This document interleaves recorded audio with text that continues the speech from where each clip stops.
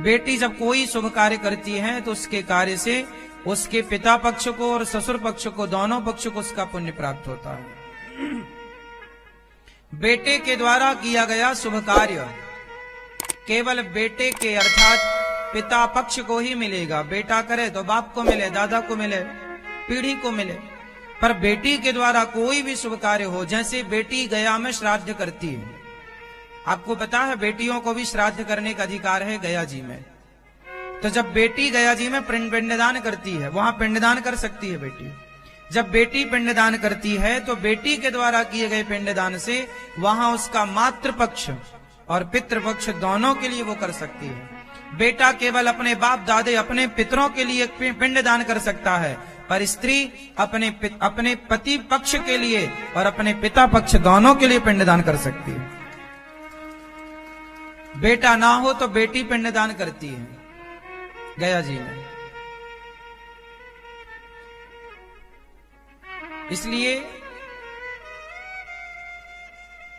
आपको मैं एक बात और बताऊं, दशरथ जी ने राम के हाथ से पिंडदान नहीं लिया था, सीता मां के हाथ से पिंडदान लिया था गया जी में। पता ना आपको? क्योंकि दशरथ जी ने अपने राम का दान कर दिया था। तो दान दिया गया बेटा, अब कैसे पिंडदान करें? तो दशरथ जी ने राम से नहीं लिया, सीता मैया से लिया। और जब सीता मैया ने कहा कि मैंने तो पिंडदान कर दिया, पिंडदान का कार्यक्रम चल ही रहा था कि कोई सामग्री की कमी पड़ गई, तो राम जी वो सामग्री लेने गए, तब तक दशरथ जी प्रकट हो गए और कहा कि आप बेटी पिंडदान दो, पिंड दो। तो बालू का पिंड बना के माता सीता ने दशरथ जी को समर्पित किया। राम जी जब आए बोले चलो पिंडदान करते हैं, माता सीता बोली पिंडदान तो हो गया। तो सीता मैया ने कहा हो गया, राम जी बोले नहीं अभी कैसे होगा। सीता मैया बोली हो गया। राम जी बोले किसने देखा? सीता मैया बोली कि ये जो नदी है इसी ने देखा। नदी से पूछा गया क्यों तुमने देखा? तो नदी को लगा राम से क्या पंगा लेना, डर के मारे उसने मना कर दिया, मैं तो नहीं देखी। सीता मैया ने श्राप दे दिया, झूठ बोलती हो, जाओ आज से तुम्हारा दर्शन नहीं होगा। तो गया जी की जो नदी है गया में, वो पानी नदी के ऊपर नहीं रहता, नीचे रहता, दर्शन नहीं होता। गड्ढा खोदने से पानी निकलता है, फिर वहां उसमें पिंडदान होता है। तब से वो सीता मैया के श्राप से नदी ऊपर नहीं दिखती कि अब तुम दिख के क्या करोगी, तुम झूठ बोलती हो, अंदर रहो, तुम्हारा दर्शन नहीं होगा। गाय वहां चर रही थी, गाय ने भी देखा था कि दशरथ जी को सीता मैया ने पिंडदान दिया।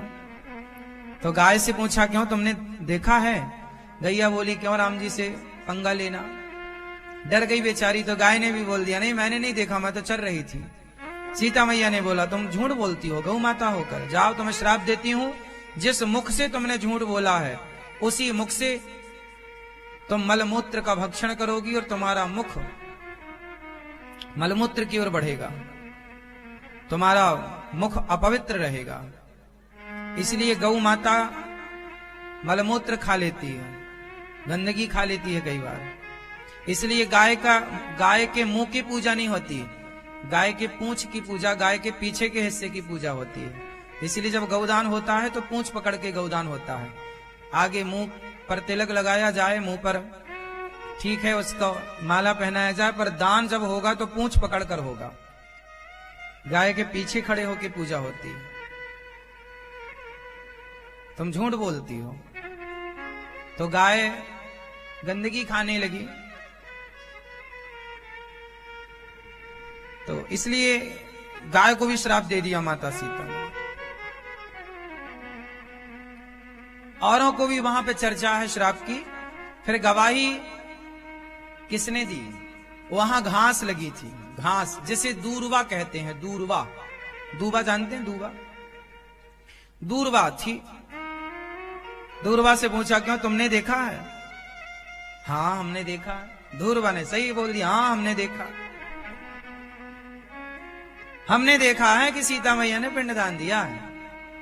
दूर्वा को माता सीता ने आशीर्वाद दिया, जा तुझे कोई उखाड़ कर फेंक भी देगा, तू हल्की सूख भी जाएगी, फिर तुझे पानी और माटी मिल जाएगी तो फिर जिंदा हो जाएगी, मेरा आशीर्वाद है, तो जल्दी समाप्त नहीं होगी, जा अमर हो जा तू। इसलिए दूर्वा कहीं पानी मिले ना मिले वो हरी भरी रहती है। तुलसी बिरवा खेत की सींचत ही मुरझाए, राम भरोसे जो रहे पर्वत में हरियाए। इसलिए दूर्वा, जो गणेश जी को दूर्वा चढ़ती है ना, वो दूर्वा आपने देखा होगा, कहीं भी उसको कोई पानी खाद की कोई जरूरत नहीं, वो सीता मैया के वरदान से हर जगह हरी भरी होती है। वो यदि उखड़ भी जाए, हल्की सी सूख भी जाए और फिर उसे पानी मिल जाए और फिर जरा सी माटी मिल जाए, फिर हरी हो जाएगी।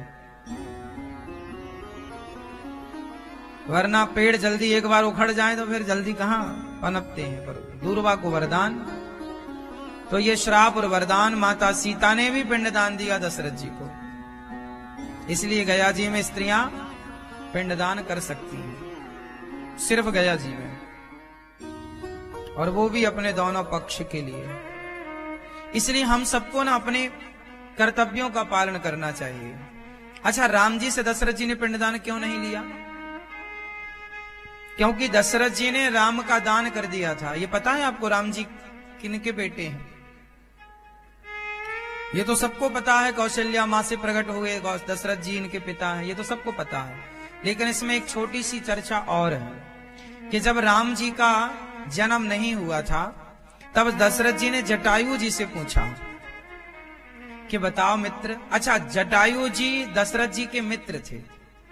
एक बार जटायु जी ने दशरथ जी के प्राणों की रक्षा की थी, और दशरथ जी का नियम था कि हमें किसी ने कुछ दिया तो उसके थैंक यू के तौर पर दशरथ जी वचन बोल देते थे, तुम्हें क्या चाहिए, जो मांगोगे, प्राण जाए पर वचन न जाए, मांग लो। तो एक बार दशरथ जी युद्ध करने गए देवासुर संग्राम में, तो दशरथ जी के रथ पर एक असुर ने बाण मारा तो दशरथ जी गिरने लगे। तो गिरते हुए दशरथ जी को जटायु जी ने आकाश में ही अपने पंखों पर आश्रय दे दिया, और पंखों पर जटायु बहुत बड़े थे। पंखों पर बड़े बड़े पक्षी ना हमें और आपको पंख में पांव में दबा के उड़ जाए, कोई आश्चर्य ना मानना। आज भी जंगली क्षेत्र में ऐसे बड़े बड़े पक्षी होते हैं जो बकरा को दोनों पंजों में दबा के उड़ जाते हैं। तो दशरथ जी को उन्होंने अपने पंखों पर लिटाया और धीरे धीरे उतारा। दशरथ जी ने कहा, मित्र तुमने मेरी रक्षा की, प्राणों की गिरता तो मर जाता, तुम मेरे से कुछ मांग लो। जटायु जी ने कहा, अच्छा तुम देना चाहते हो तो अभी नहीं, जरूरत पड़ने पर मांगूंगा। ठीक है। एक वचन उधार रहा जटायु जी के पास दशरथ जी का। जब राम जी का जन्म हुआ तो जटायु दौड़े दौड़े आए, सुनो मित्र, आपने याद करो हमें कोई वचन दिया था, हम मांग लें? हाँ हाँ मांग लो, प्राण जाए पर वचन न जाए। तो जटायु जी ने कहा कि आपके 4 पुत्र हैं, हमारे कोई पुत्र नहीं है, तो आप अपना बड़ा पुत्र हमें दे दो। तो आप अपना बड़ा पुत्र हमें दे दो, गोद, हम आपके बेटे को गोद लेना चाहते हैं। दशरथ जी तो प्राणों वचनों के पक्के थे। ठीक है, बड़े बेटे को उठाया, अर्थात राम को उठाया और जटायु की गोद में दे दिया। अब जटायु राम जी को लेकर चले। आज से राम जी के पिता कौन हो गए? जटायु। अब जटायु जी चले तो रास्ते में नारद जी मिले।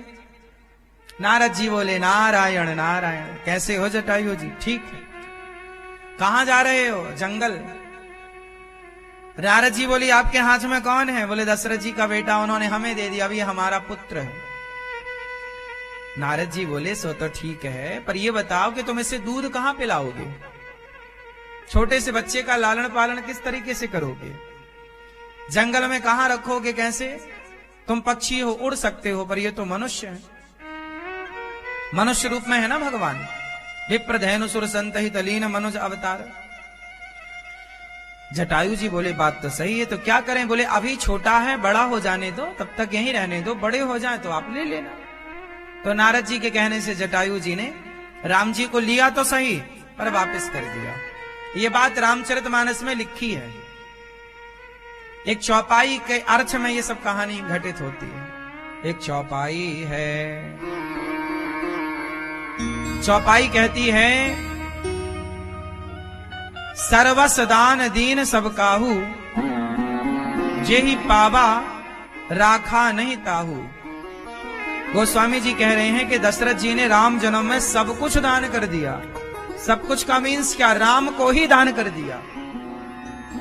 और जेहि पावा, जिसने लिया दान, वो राखा नहीं ताहू, वो लेने वाला रख ना पाया तो वापस कर दिया।